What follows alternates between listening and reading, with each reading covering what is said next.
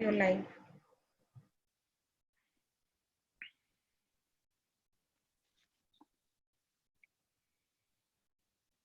A very good evening to all of you. I welcome you to the first virtual session of the Right Circle in Nagpur. It is also a coincidence that this is the first Right Circle session of Nagpur. Right Circle, as you all know, is an initiative of Prabha Khaitan Foundation in association with Ehsaas Women of Nagpur. Its print media partner is Lokmat. Today, amid the COVID crisis, when all of us are doing a bit to support this nationwide lockdown by staying at home or practicing social distancing, I think such virtual sessions will provide a breath of fresh air and satiate your literary hunger. Our deepest gratitude to our guest author. We all know him, most of us have read his books. People who haven't, I think it's okay because you all are his potential sales. And of course, we all love him.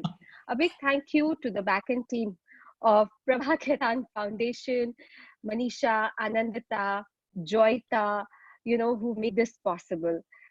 To give you a small introduction of Mr. Ashwin Sanghi, he ranks amongst India's highest selling English fiction authors. He has written several bestsellers like The Rosabelle Line, Chanakya's Chand, The Krishna Key, The Sialkot Saga, Keepers of the Kal Chakra, and the latest, The Vault of the Vishnu, and the two New York Times best-selling thrillers, with James Patterson, Private India and Private Delhi. Ashwin has been included by Forbes India in their Celebrity 100.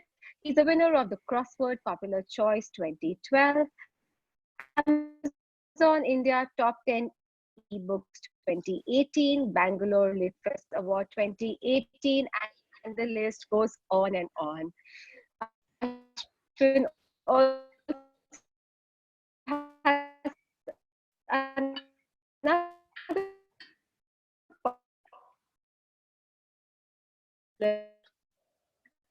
series to his credit, the 13 Step Read, which I very interesting. I think all of you must go and check that out. A very, very big thank you to Mr. Sanghi and a good evening to you. Thank you, Apra, for inviting me here. And thank you, everyone, for joining on this online Right Circle. Apra and I, of course, have had many conversations before. So I'm delighted that I am here in conversation with you, Apra. And I'm looking forward to an equally interesting session today. And so, yeah, let's get the party started. Wonderful.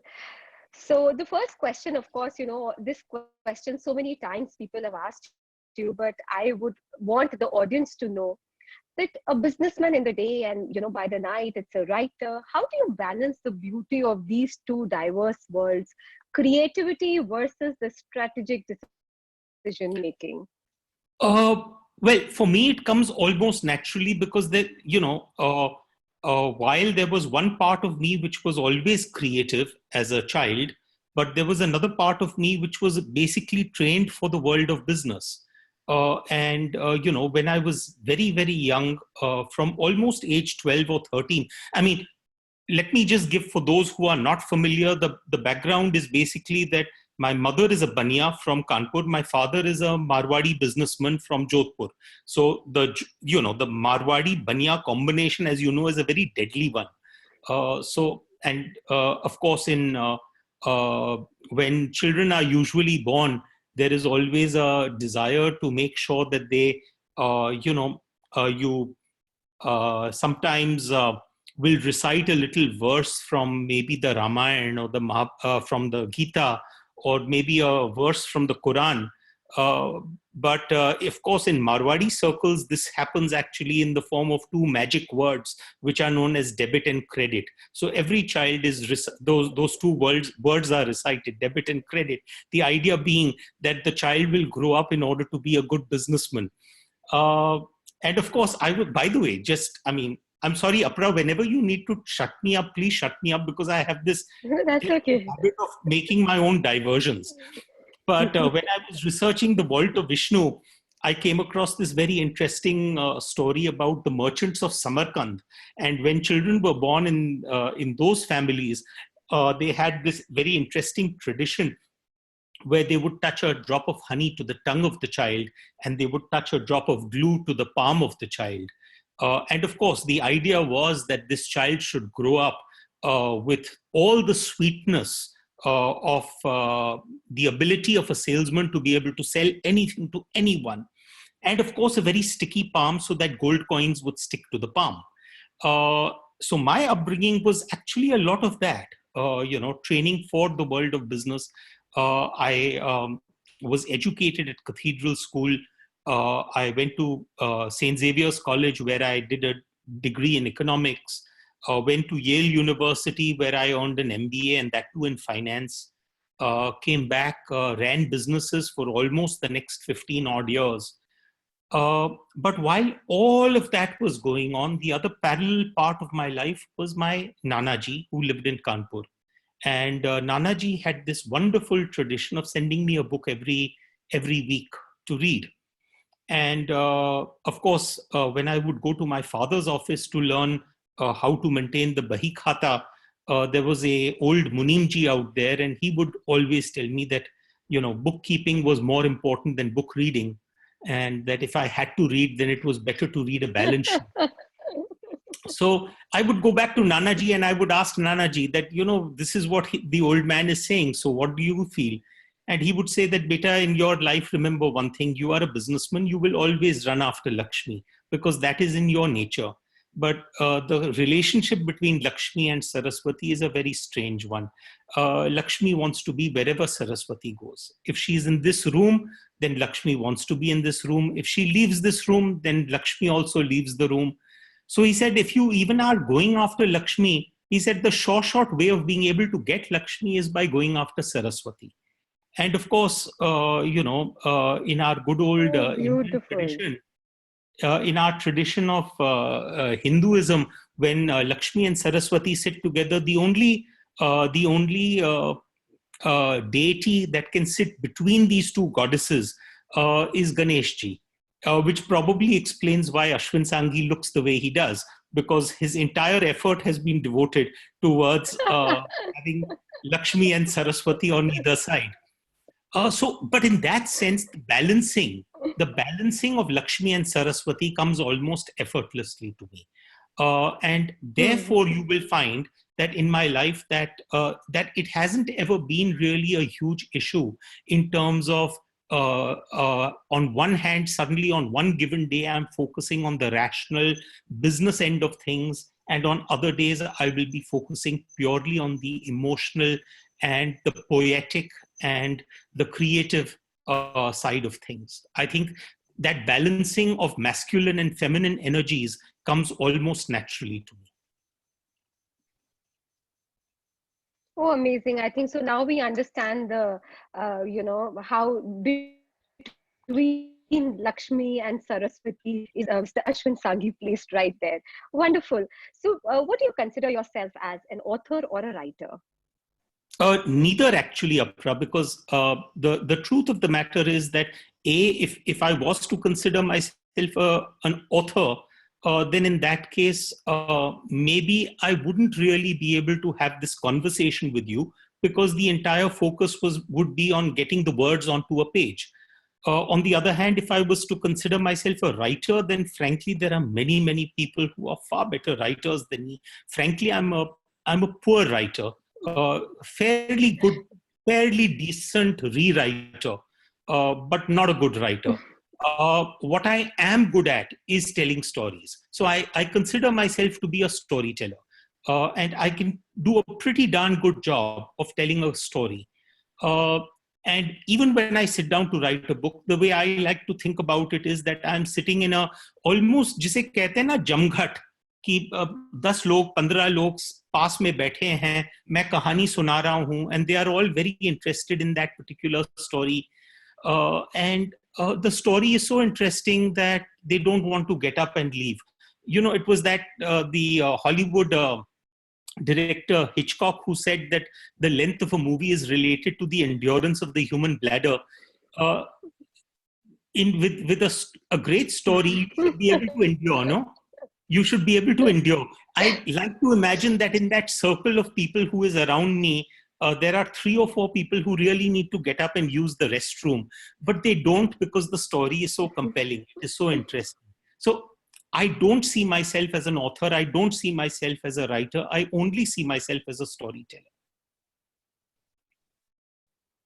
Wonderful, and you always choose history and mythology, and history is so boring. But one really doesn't want to read it. But after reading your books, so many of my friends have told, and we've shared so many conversations when they told me about your books. So were you always fond of mythology and history, and how do you balance again between the two? Uh, Frankly, I must tell you, Apra, I wasn't really that interested in history. I was, uh, you know, our schools and colleges have this incredible ability to take something that should be fascinating and exciting, and converting it into something that is utterly boring. So that's what we've done with the topic of history. We've just made it so utterly boring that the average student has Agreed. zero attention span. Uh, what for me has always been exciting is really that element of conspiracy, uh, the element where there is that question, what if this were true? Yeah. uh, and so in that sense, I don't find history per se exciting, nor do I find mythology per se exciting. But what I do find very exciting is the overlap between mythology and history. If you really ask me what is it that I do, I take this one particular word, which is myth, and I take another word, which is history, and I put them into a particle collider. CERN has this huge particle collider where you can send two particles charging towards one another at a very high speed, so that they will collide with one another, and they would create a completely new particle as a result of their fusion. So these two particles called myth and history, I send them charging towards one another at a very high speed in order to eventually collide into a new particle. And that is myth plus history equal to mystery. Because if you really think Wow. about it, when we talk about concepts from myth, then we wonder, oh, could this be real? So could Krishna have been a historical personality, or could the Mahabharat war have actually happened? Or could it be that Jesus actually came, he survived the crucifixion and he came to India? Or is it possible that there is a hidden secret in the shape of the shivling? So there are so many little things where we are wondering, could this be true? And that is where the mystery lies. Mhm. So that is what fascinates me. Wonderful. So this gets me to my next question. There's so many Ramayans. In Valmiki Ramayan, Ram is a human being, an ordinary mortal. In Ramcharitramanas, Ram is God. In one of the Ramayans, he's a sultan, and in one of the Ramayan, Ram is a bodhisattva. So, person like me gets so confused that what exactly is the truth behind Ram. So, this keeps me pondering, and I would really like to know how much of all this is truth. How much of mythology is truth? Well, frankly, I don't know. It depends upon what is your definition of truth. It was the Roman governor Pilate who asked, when Jesus was brought before him. He said, "What is truth?" And frankly, the problem is that we consider a myth to be fantasy. We consider it, I mean, even in India, we had two bodies of literature. We had Puran and we had Itihas. And we somehow or the other considered our Puran to be fantastical literature, uh, fantasy. And on the other hand, we considered Itihas to be our history. But what did we include in Itihas? The Mahabharata and the Ramayana. So in that sense, when you read the epics, you will find that there are elements of fantasy within the epics also. And on the other hand, when you read the Purans, which are meant to be flights of fancy, you find that there are actual lineages of kings who existed. So, which means that there is some history in the Puran also. Uh, so, where I think to a very great extent, what the world has done is we've considered that history necessarily means fact. And then there is the entire other world of fiction and fantasy, or the world of myth, which automatically means that it is not factual. Now, that is where I think we have a bit of a problem. It was the novelist George Santana who said that history is a pack of lies about events that never happened, written by people who were never there. So, in that sense, you don't know really whether history is just one more version of events. Uh, and so, can you really treat it as the absolute truth? When I wrote Chanakya's chant, I was concerned about finding out more about the life of Chanakya, or the person that we call Kautilya. But Kautilya's life, very little has been written about his life. He's written a lot of stuff. So Chanakya ended up writing the Arthashastra, the Niti Shastra, and various other works. But there were very few works that were written up about his life. So our de facto history about Chanakya comes to us from a Sanskrit play which is known as the Mudra Rakshas. And the Mudra Rakshas was written by someone called Vishaka Datta. And Vishaka Datta lived almost about 700 years after the lifetime of Chanakya. Now imagine if someone was writing something about you 700 years after you had passed on, how much of it would be real? In fact, the Mudra Rakshas was written as a Sanskrit play meant to be performed for stage. So it's very possible that Vishaka Datta could have been an ancient day Ashwin Sanghi, liberally mixing fact and fiction in order to create an interesting story. So what we now consider to be our de facto history about Chanakya is actually based upon a Sanskrit play. Think about that for a minute. Now, I mean, the point I'm making is that it was Lewis who said that a myth is a lie that reveals a truth. So in other words, what Lewis was talking about was the fact that myth has a deeper meaning and you should look for the deeper truth. In that sense, mythology in some ways is more quote unquote truthful than history, because at least myth does not have any pretensions. It does not attempt to be attempting to tell you the factual narrative, as it were. The factual narrative is only a version. So, at least as far as I'm concerned, I personally feel that myth at times tends to be a lot more truthful than history, because myth is wanting to encourage you to explore a deeper truth.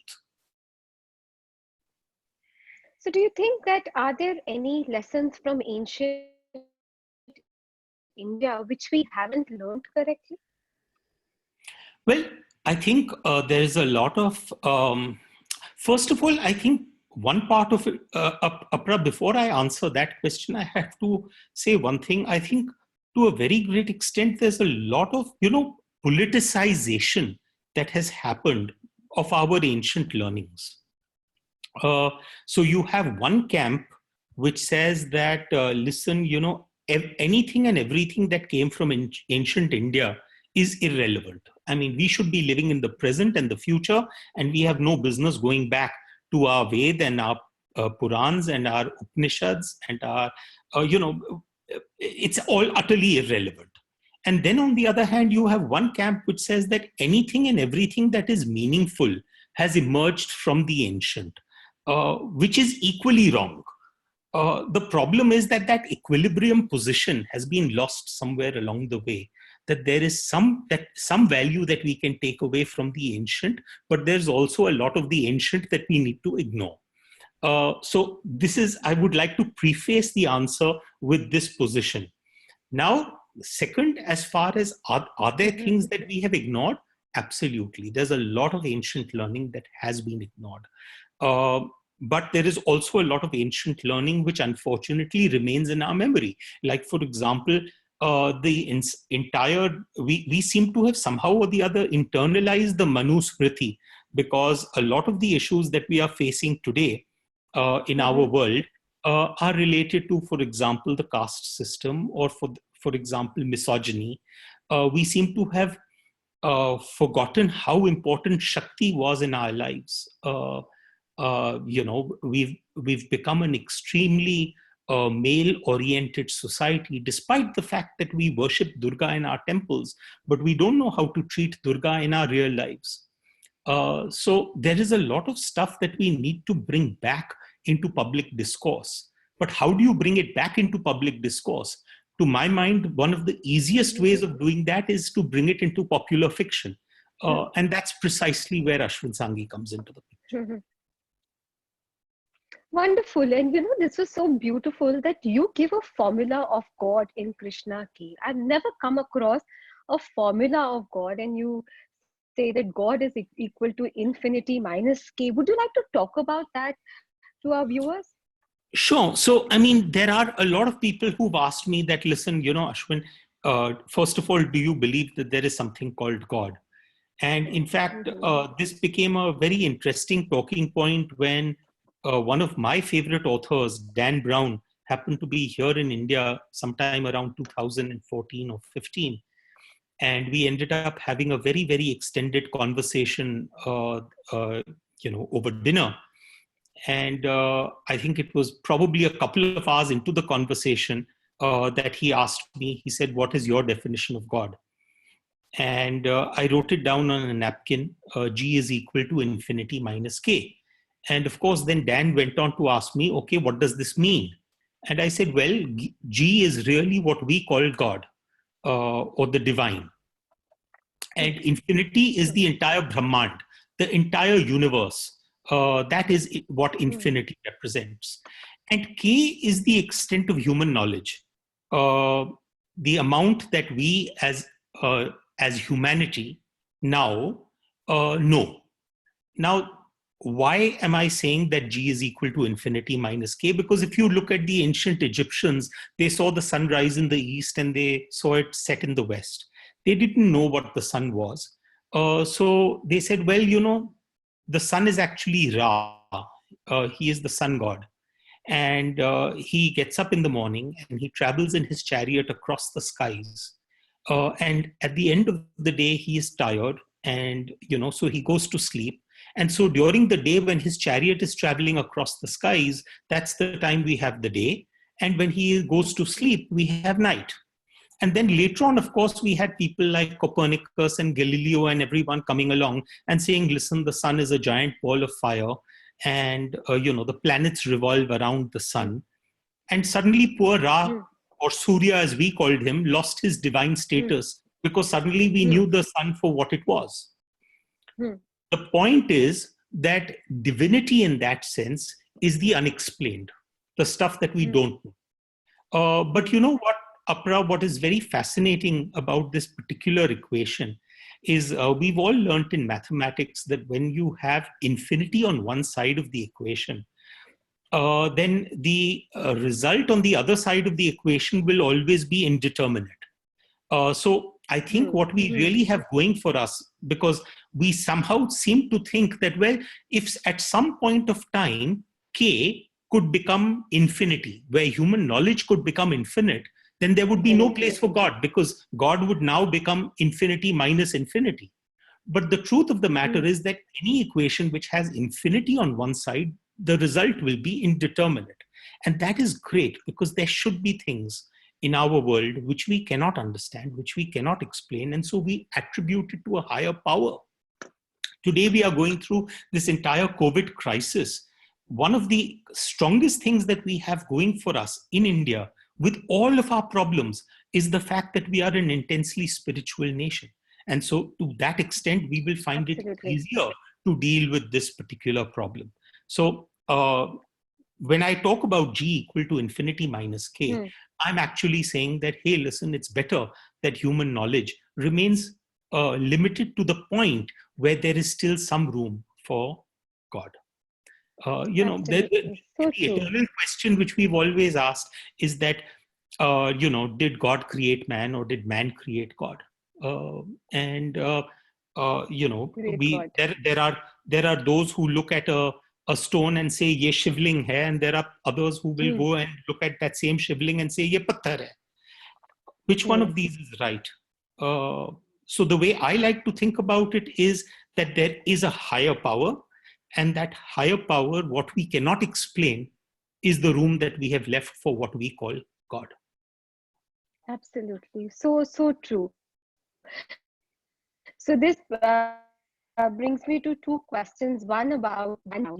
You're called the Indian Dan Brown. So I'd like to know that, how do you take it as a compliment? A. B. How much time do you spend in your research and writing the Bharat series? Because both of you are compared, many a times by the kind of research, the element of imagination, the assumption, which makes your fiction almost believable.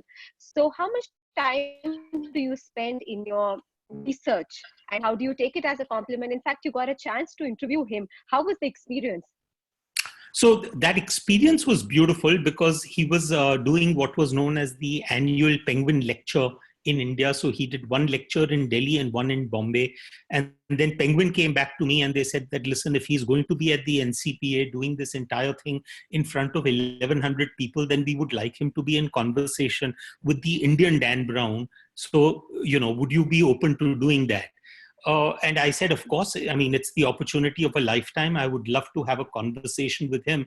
And so we did this wonderful little conversation of about 45 minutes at the NCPA, standing room only, almost about, I think the capacity of the auditorium is about 900, but there were about roughly 12 or 1,300 people in that place, including occupying the aisles and everything.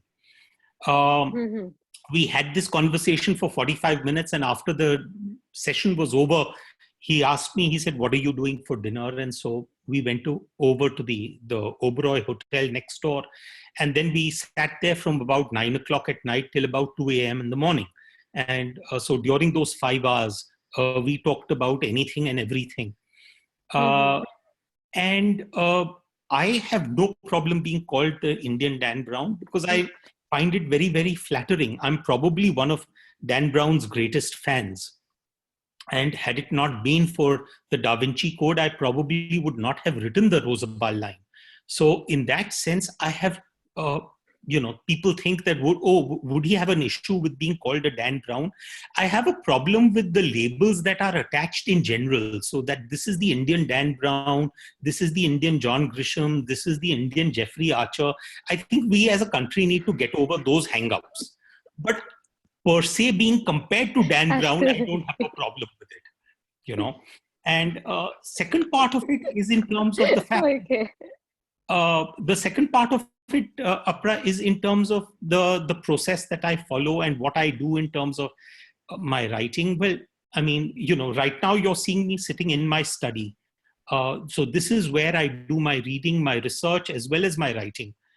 Usually, I occupy this space at around 5 o'clock in the morning, and my writing gets done between 5 o'clock and 9 o'clock in the morning. I again come back into this room in the evenings, which is typically between 7 o'clock and 10 o'clock at night.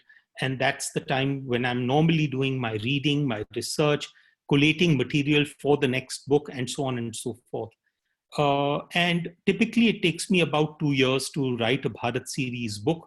The reason for that is primarily because almost half of that time goes away in researching the book. And it's only after I'm done with the research that I'm able to actually start the second stage, which is plotting of the book, and then finally getting into the writing of the book. So, Oh, that's what I do. wonderful.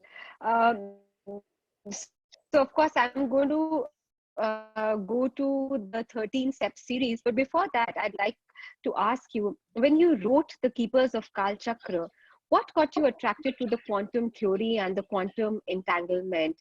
You have a finance background and the management degree, but you gave such a spiritual spin to the quantum theory. Wasn't that difficult? Apra, I'll tell you, I think there are two types of knowledge in the world. There is one part of knowledge which is rational. Uh, you Hmm. know, so it's the scientific knowledge. It's about experimentation. It's about proving things in the laboratory. There is another part of knowledge which is really intuitive knowledge, which is what our Rishi Munis were after.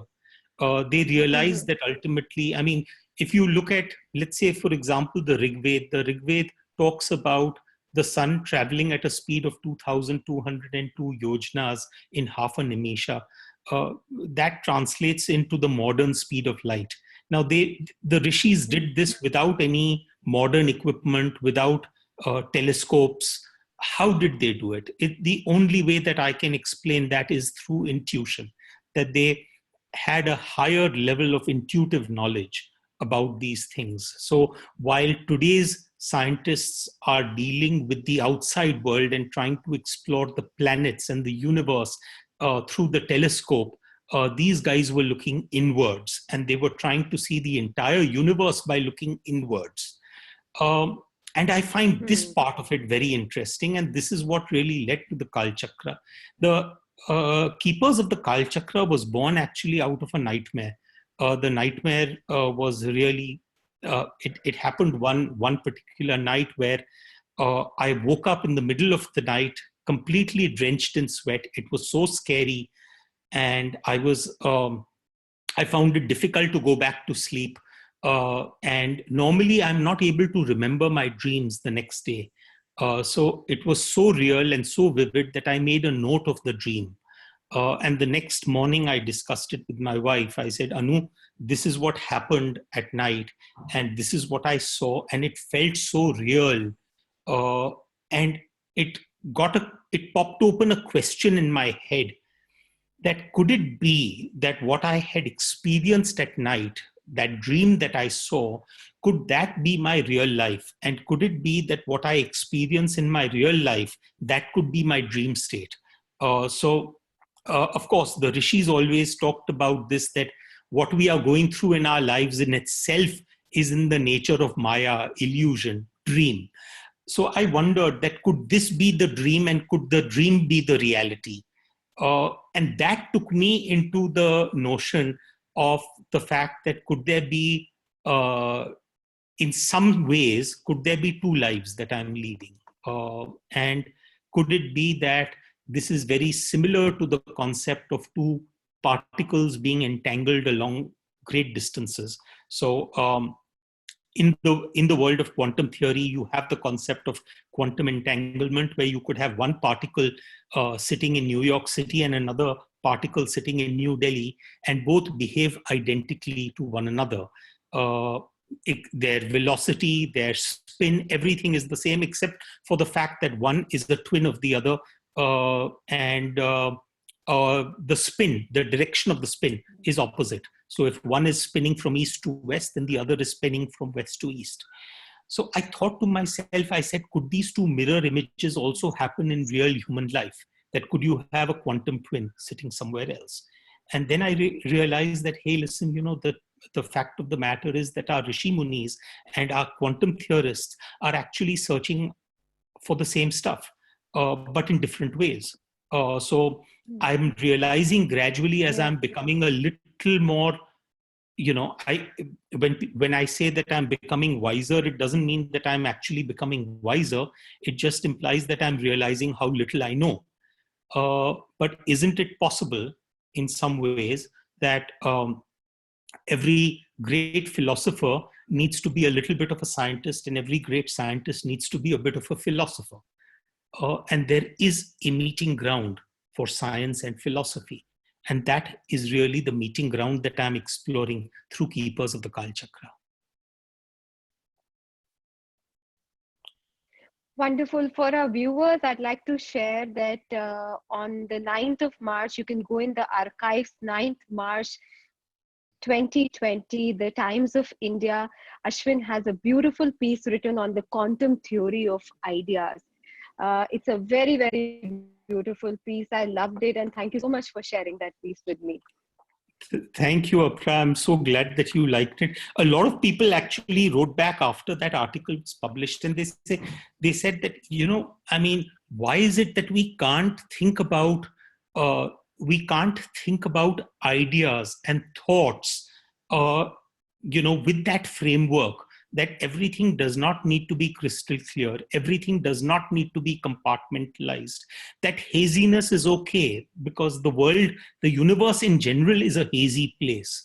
I think that is where I was trying to get at, and I was trying. My lifelong goal, really, in my writing career, Apra, and you'll know this because you are a voracious reader and have read several of my books. My goal has always been to find the meeting ground.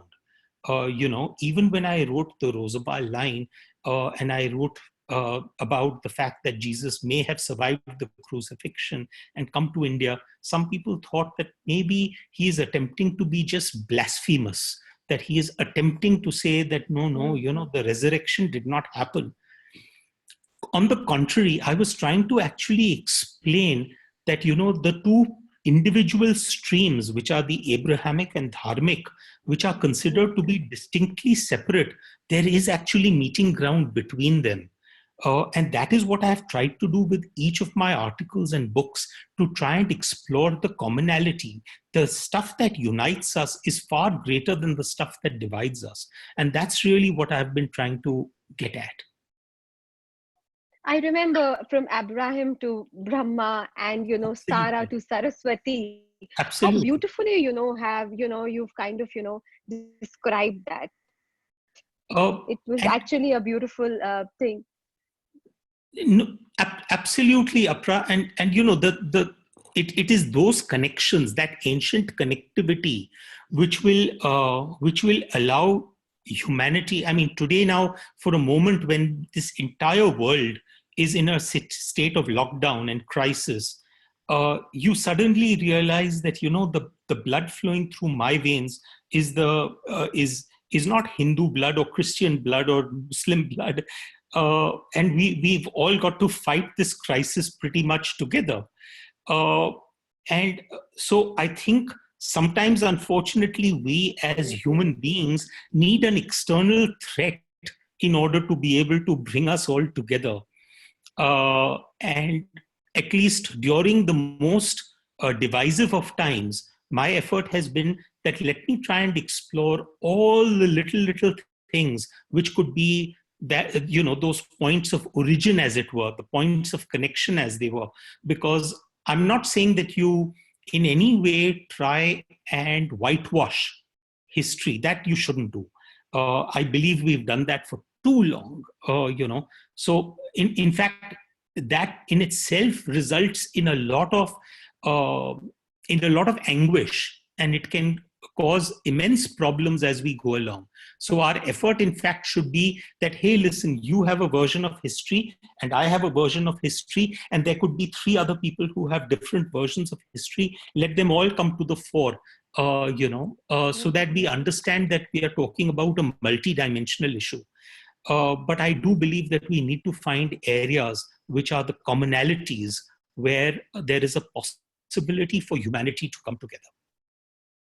Absolutely beautiful. Here, there, I think, two questions I'll have before we can open the session for everyone. From crime thrillers to self-help books, there is such a big contrast.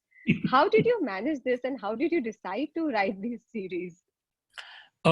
Actually, what happened really was that this first book, in 13 Step series, was a book which, I think, if I'm not mistaken, you had read. It was called 13 Steps to Bloody Good Luck. 13 Steps to Bloody Good Luck. My next question will be on that. Please go ahead. Sorry. So that book actually was not a planned book. I think I was in Chennai attending the Hindu Lit for Life, and there was a young lady who got up in the audience, and she asked me. She said that, Ashwin, to what do you attribute your success? And I said, well, it's and at the time when I had started out as an author, I was rejected several times by publishers. And on one particular day, when I was very, very depressed, there was an old family friend of ours, and he said, "Beta, kya problem hai? Tum itne depressed lag rahe ho." And I said that, "Uncle, main kya karun? Because, most of the literary world has already rejected me."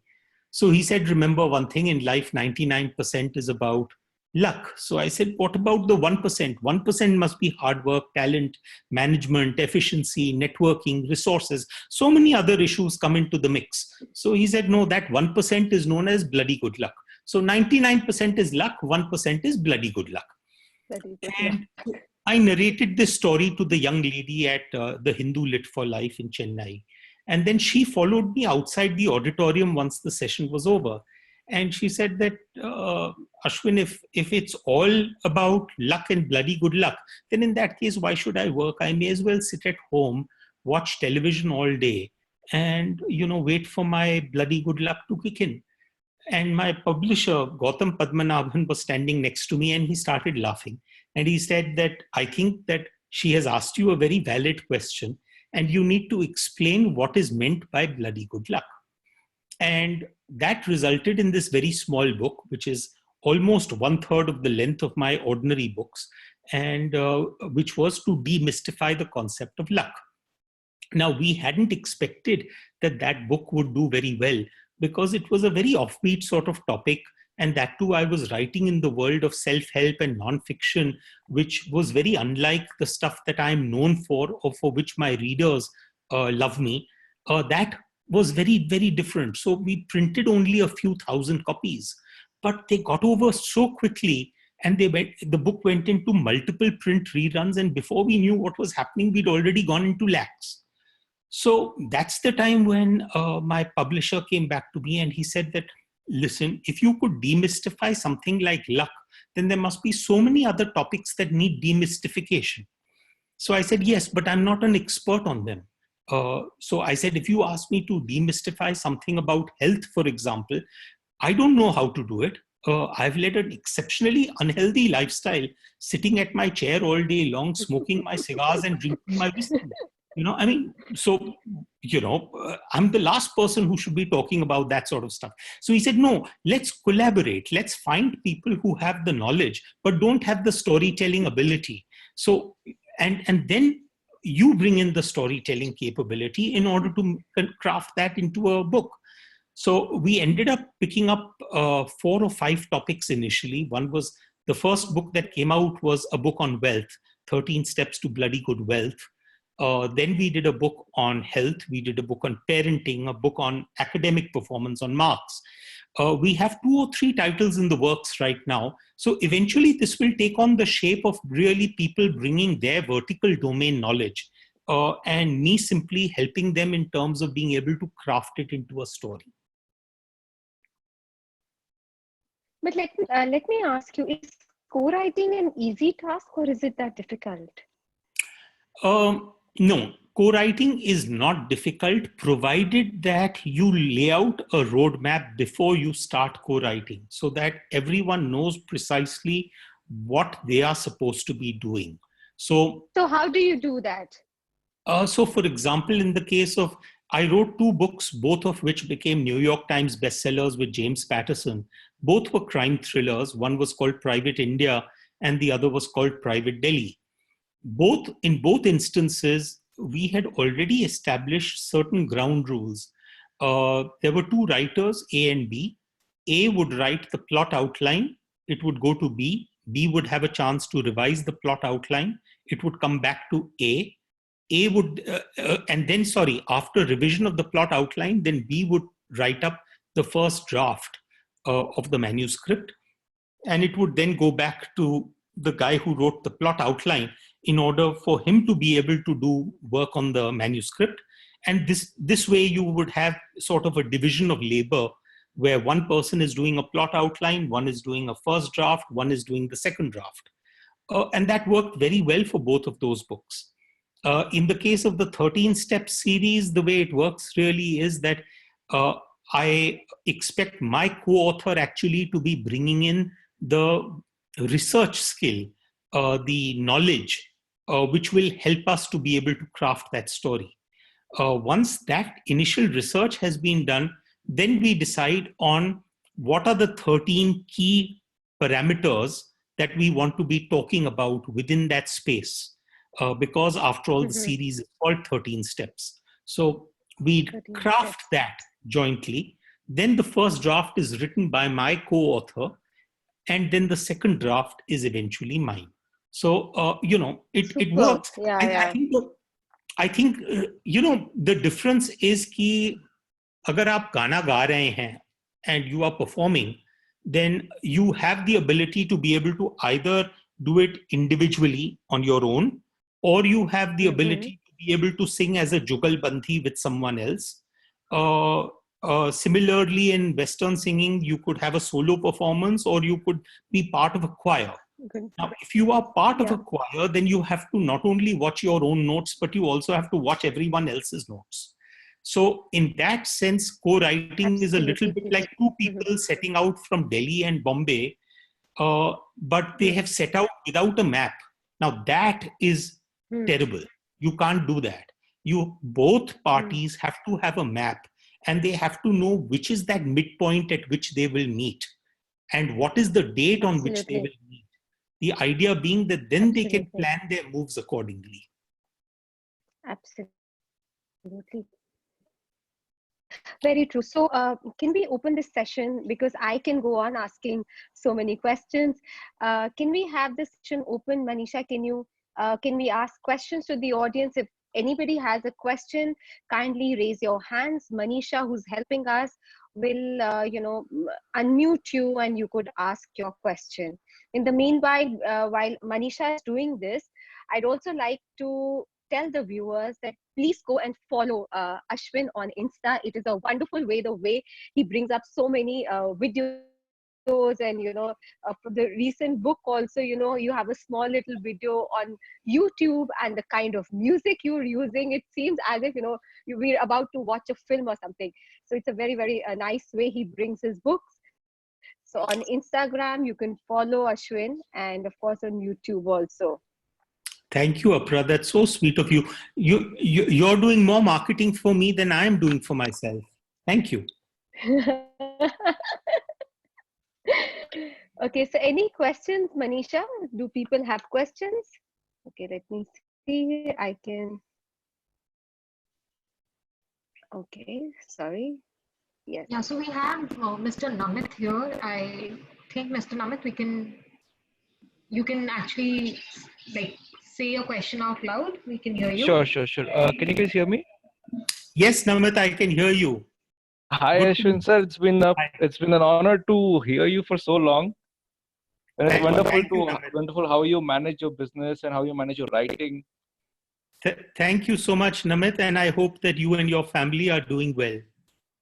Yes, we are quarantined currently. Thank you. But doing well, meaning in the sense that all of you are hale and hearty and are making the best of the time and remaining safe. Absolutely, sir. Thank you very much. Sir, I had this one question. Sure. Are you open to writing a series of books? I mean, if you look at the Bharat series right now, they're all individual books. I don't need Yes. to know the previous book. Yes. But are you planning to write a series, or maybe 2 books, 3 books, 4 books in future? I am. Wow, that's great news. I'm sorry, I gave you a very short answer, but I figured that 2 words sufficed. I am. Absolutely. I am one of those people who tends to get very bored of a subject very quickly. So, in other words, the reason why the Bharat series, even though it's called a series, the truth of the matter is it's much more of a collection of books rather than a series of books, because one story is not linked to the other, and they are all individual standalone books. But going forward, outside of the Bharat series, within the Bharat series, all books will always be standalones. I don't see myself doing sequels or prequels to the Bharat series book, but I will be looking at doing something outside of the Bharat series, also within the world of fiction, but as a series. Okay, Ashwin. So thank you very much for answering that. Thank you, Appa, Thank for you. being such a wonderful host. Thank you so much. Thank you. Thank you so much, Namit. So we have about 8 questions, Ashwin. So we'll quickly Sure. do that. So I think we can have next as a lady coming in. Sure.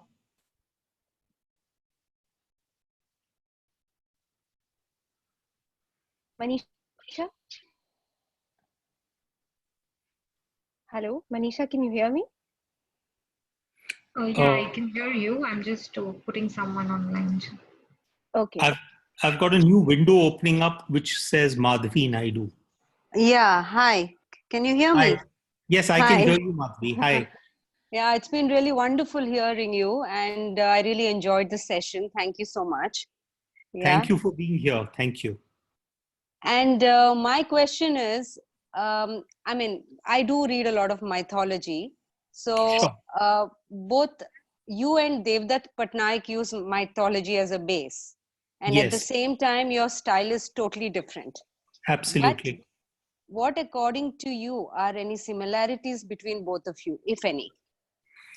Well, actually, if you really look at it, this entire space, Madhvi, of mythology and, or for that matter, fiction based on mythology or non-fiction based on mythology, has all actually started out in the last about 10 or 15 odd years.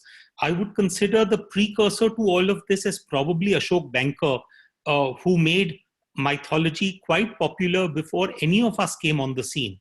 Yes, Uh, true.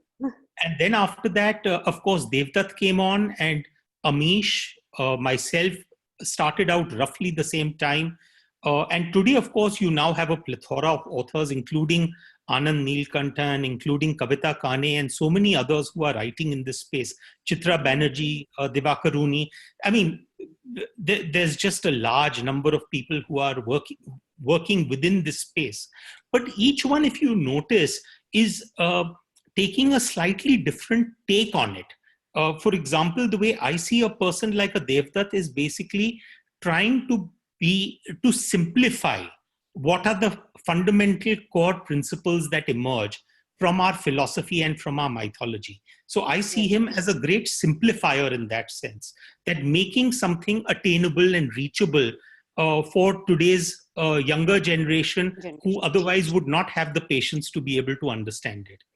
I see someone like, let's say, an Amish being taking the approach that, well, if there could be 300 versions of the Ramayana, then in that case, I can be the person giving you the 301st version of the Ramayana. So in that sense, it's a retelling of the epic in the tradition of the epic. So I see him more as that. In fact, I would also see someone like a Chitra Banerjee as that, but the only difference being that I think she is taking on a position of telling those stories from a female perspective, which is wonderful. I mean, I don't know if you've read Forest of Enchantment or Yes, I have done. I've just read one, yes. Outstanding books. And similarly, I would say someone like an Anand Neelkantan is again giving you a perspective from the angle of the vanquished, that why should all history be told, or why should all stories be told from the angle of the victor? I think for someone like me, what I'm attempting to do is basically use mythology as a peg in order to find as to, could some part of our mythology actually be historical, or could some part of our history be mythological? So in that sense, I don't see the stuff that we are doing as very similar, except for the fact that they have one common element, which is the word called myth. Myth. That's right. Thank you so much. Yeah, that was wonderful listening to you. Yeah, thank you. Thank you. Thank you. Manisha, next question. With your permission, Mr. Sanghi, can we, do it till about 5:05? It's 2 minutes to 5. No, I'll stay on till whatever time you want me to. No issues. Thank you so much. Okay, I can see Dr. Farhat Daud now. Yeah. Hi, sir. Can you hear me? Yes, of course I can. Hello. Yeah, hello. It was wonderful, wonderful. And I think this was perhaps the best 1 hour I have spent in the last few days of quarantine. So thank you. That's so sweet of you. You just made my day. You just made my day. Thank you so much. So I have been glued to my phone and hearing out whatever you have spoken, sir. Well, I'm not that much into reading mythology, to be very, very honest. I've watched a lot of mythologicals, when Doordarshan and other times when TV serials come up, Sure. definitely. Sure. But what I correlate with when there is any writer who's there in front of me is the part that I'm also a very tiny bit amateur writer. But Oh, the how thinking lovely. part of it, the thinking, when I was reading your credentials, it says speaker, thinker. So I correlate to that part a lot. So in Mhm. that process, my question, I'm very curious, or always curious. In fact, when a writer is sitting in front of me to ask this, that it says entrepreneur by the day and novelist by the night. That's how even you started explaining it when Apra asked you that question. How do you manage that? So, well, I want to know if you could share that exact point, how the entrepreneur uh, that was during the day leaves and the writer comes in. What Okay. is that point? How do you do that? Sure. For me, the turning point actually was Right. 2000 and was around 2003, 2004. I Okay. was living my normal business life, and I had completed my MBA sometime around 92, 93. I had come back. I had joined the family business, and I was very actively involved to the extent of working 15 hours a day, which is Okay. typically what all young men who get into business are expected to do: burn the Yes. midnight oil in order to make sure that your business is growing. But Right. around 2003 is when I ended up visiting Srinagar. I was there on account of a dear family friend of ours who lives in Srinagar, and his daughter was getting Okay. married. So, Okay. and my my my father said that no, I can't go, so you will have to go, and I ended up going for that. And when I was there, Srinagar was in a state of all, it's now again back again in a state of lockdown, but even at that time it was in a state of lockdown. Right. And Right. I was staying at a hotel which in the old days used to be known as the Oberoi Palace. Now it's known as the Lalit. And one part of Okay. the hotel was completely silent. I think I was probably one amongst two or three residents there. And Okay. I there was a delay in my flight coming back, so I had to stay on for another day. And I Mm-hmm. told the driver, I said, I'm mera dam ghut raha hai hotel mein. You have to take me Okay. out somewhere. And he took me to this little Okay. tomb in the heart of Srinagar, Mm-hmm. in a district known as the Kanyar district, where there is Mm-hmm. a body of a Muslim Pir from the 13th, 14th century. His name is Nasiruddin. And Mm-hmm. of course, the burial is an Islamic burial, but Mm-hmm. underneath Nasiruddin's body is an earlier burial, which goes back to roughly the origin of the tomb, which is a structure has stood on that particular property from around roughly 124 AD, according to local property records. And outside Mm-hmm. the tomb, there is a carving which shows a pair of human feet, and the human feet have little cross marks on them, indicating the points at which the nails for a crucifixion would have been Mm-hmm. hammered in. And so Okay. the driver told me, he said that the common folklore around this particular place is that actually Uh-huh. Christ survived the crucifixion and came here and taught here.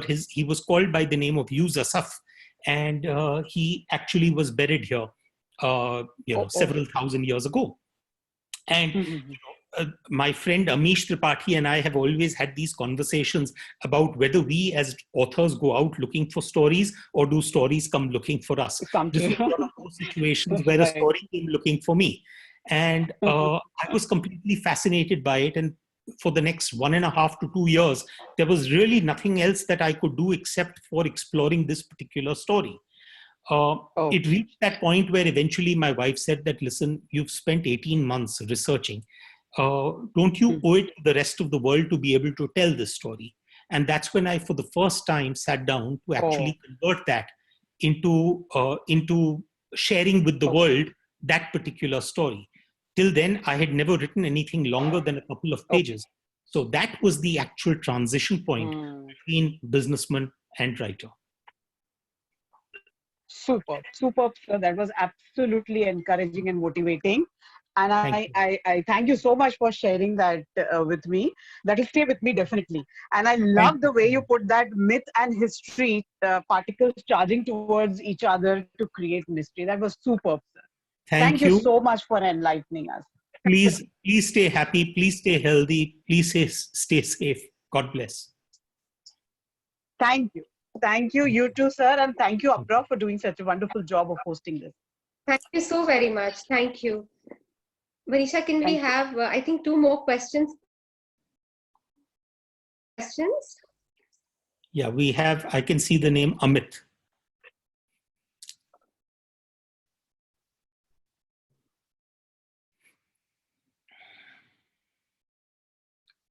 Okay, do we have someone online? Amit? Manisha? Hello. Hello. Yeah. Yes, we Hi, can Amit. hear you, Amit. Please carry on. Yeah. Hi, Ashwin sir. So yeah, I'm Amit Hi, Munje. Amit. Hi, Yeah. Amit. Nice to So meet you. yeah.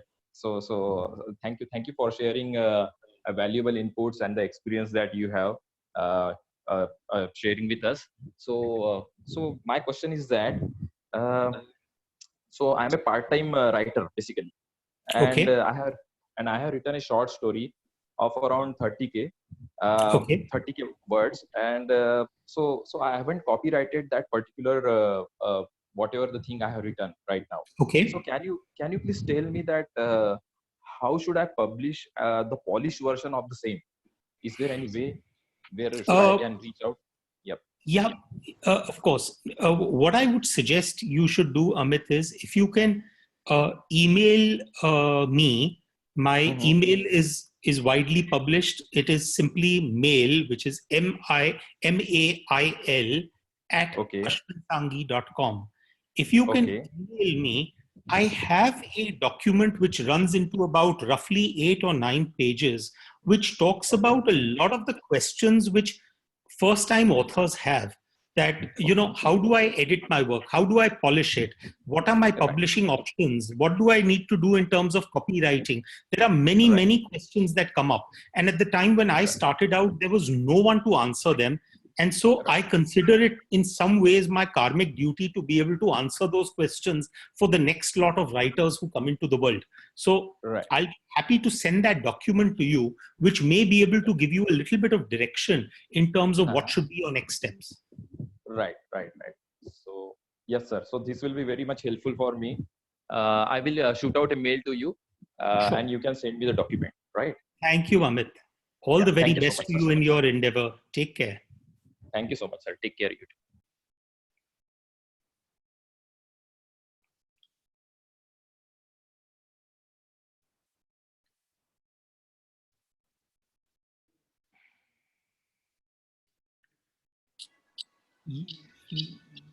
Yes, I can see something showing up, but there's no name.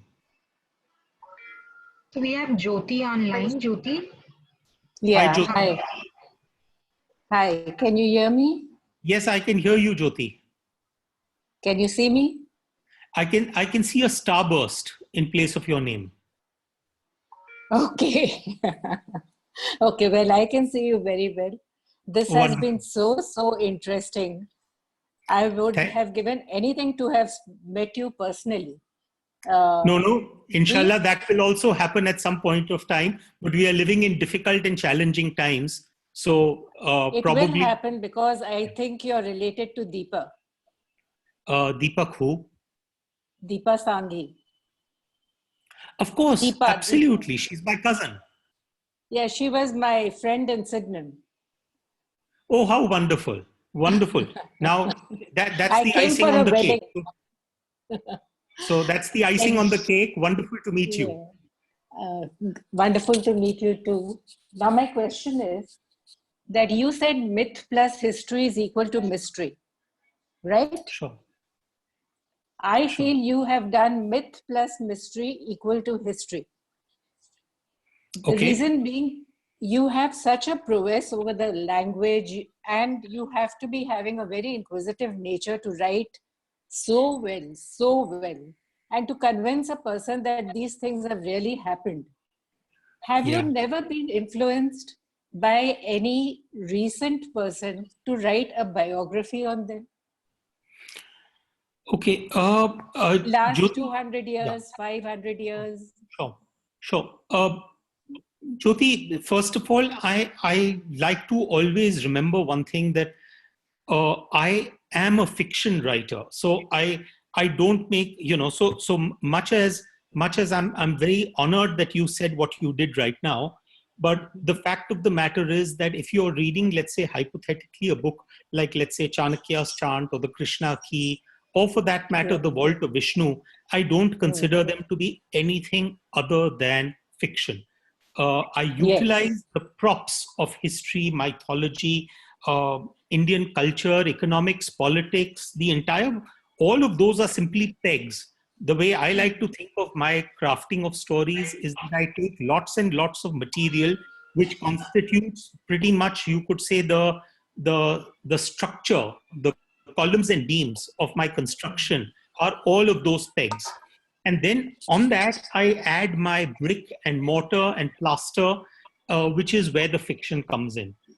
So I think, I'm one of those who doesn't ever want to say that you should read my books as though they are history. They are not.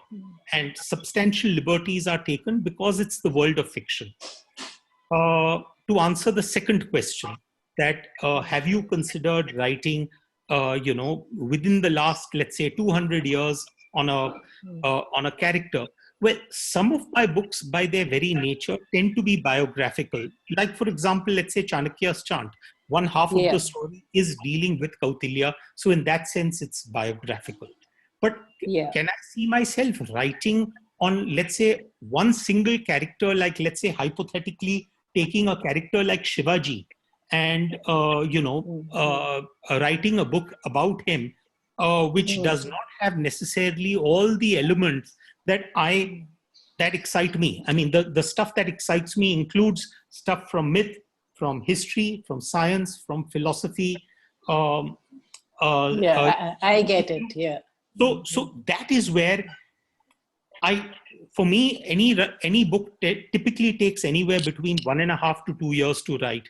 The biggest challenge I face, Jyoti, is that I'm very worried about, when I choose a topic, that will I remain excited about the topic when I'm halfway through this project? Or will the topic cease to excite me, and then I'll realize that I can't carry on with that particular project? So that is something that plays on my mind very heavily at the time when I start out, that, okay, is this something that I can live with for the next 2 years? I like to joke that it's almost like me getting married. And I mean, touch wood, by the grace of God, I've been married 21 years now. So obviously that worked. But with every book, I need to live with it for the next 2 years. So, yeah. Wonderful. Yeah. And you might fall off love. Precisely. I think you hit the nail on the head. The worry is always that, will I fall out of love? Yes. Okay. Thank you very much for your time. Thank you. And I would love to meet you sometime and know how I could go about writing a biography. I look someone forward who has influenced me a great in my life. Thank you so much. Take care. Thank you so much. All the best. Thank you. Manisha, can we have the last question, please? Yeah, I can see Anil Kathotia. Hi, Ashwin. Hi, Anil. Nice to meet you. It was a pleasure attending your show, conversation last year in Bangalore Fiki Flow program. Yes, of course. Also. Of course. Yeah. Absolutely. It was a pleasure. So my question to you is that you mentioned initially in the talk today that your writing and research time is morning, generally between 5 to 10, and then later in the evening after 7. Yeah, well, actually, my morning hours are not my research time. My morning time is the writing time, which is typically between 5 and 9. I like to joke that most people in the world have a 9 to 5 job. I have a 5 to 9 job because during those 3-4 hours, I do most of my writing. And then my evening hours, which is typically between 7 and 10, is my reading and research hours. Great. So my question is that how do you manage to switch over in your day's routine and do justice to your other social and business work, like because your job requires of writing such intense and creativity, and then you are in the world of what has happened, Anil, is over the years, actually, I have withdrawn from the you know, I used to be 15 years ago a businessman who was trying to be a writer. Now at times I'm a writer who is trying to be a businessman. So in the sense that my business involvement is to the extent of a few key areas in terms of, you know, a typical family business, but I'm no longer involved operationally since almost the last 5 or 6 years. I'm no longer involved operationally in the family business. And thank heavens for that, because given the sort of creative output that I need to have, and given the fact that I spend a significant amount of my time also traveling and giving lectures, there is frankly, you know, it would be impossible for me to focus on that part of it. There is a certain element of the business involvement which is in the world of books, because I always believe that as writers, we, if we can invest 2 years in terms of writing a book, then we also owe it to ourselves to make sure that we sell the book. So in that sense, I not only see myself as a writer of a story, but I also see myself as the CEO of the book once it is no longer a story, but a book. So in that sense, my morning and evening hours are devoted to books, and the middle of the day is devoted to what I call the business of books, whether it is in terms of retail, marketing, distribution, you know, publishing contracts, and so many other things. So that is pretty much how I have structured my day. There are a couple of days in the week where I still go into the family business in order to look at some broad areas where, you know, we as family members or directors are still required to be involved, but that is very minimal. I like to joke that my involvement in the business world is only to the extent of protecting an inheritance that has always also been part of my legacy, as it were. So it's much more about books and the business of books. Okay, great. Thanks. Lovely seeing you. Lovely listening to you. And thanks, Apra. Thanks, Ashwin. Thanks, Anil. Pleasure. Thank Take you. care. Thank you so very much. Thank you so very much. I think so. This brings us to the end of this session. A big thank you to you, Mr. Ashwin Sanghi, for taking out time and, you know, joining us here. And I think it was a good experience. Everybody loved the session. Thank you so much, Apra. And, you know, it's always such a pleasure to be in conversation with you. Today was no exception. And I must also thank Manisha for having been the sort of invisible hand of God in making sure that everything worked in this particular online session. And thank you to Sandeep Bhatoria, my dear friend, as well as the Prabha Khaitan Foundation. So thank you so much, guys. It has been an absolute pleasure to be with all of you. Thank you. I think we look forward to many such initiatives, and Right Circle is an initiative of Prabha Khaitan Foundation in association with Ehsaas Women of Nagpur. Its print media partner is Lokmat. A big thank you to the Ehsaas Women of Nagpur, Priyanka Kothari, Monica Bhagwagar, Parveen Tulli, and Jyoti Kapoor, who have really done their level best to get the best crowd today for this session. A big thank you to the PKF team for bringing all this together, Manisha and Anandita, Joy Data, and everybody. I think it was a lovely experience. Thank you so much, all of you. And amid the COVID crisis, I think let's all of us stay safe, stay at home. And in the words of Mr. Ashwin Sanghi, I'd like to quote, "Worry is like a rocking chair. It keeps you in motion, but gets you nowhere." I unquote. So stop worrying, stay safe, stay home. Thank you so much. Thank you, Apra. All the very best. God bless. Take care. Thank you. Thank you.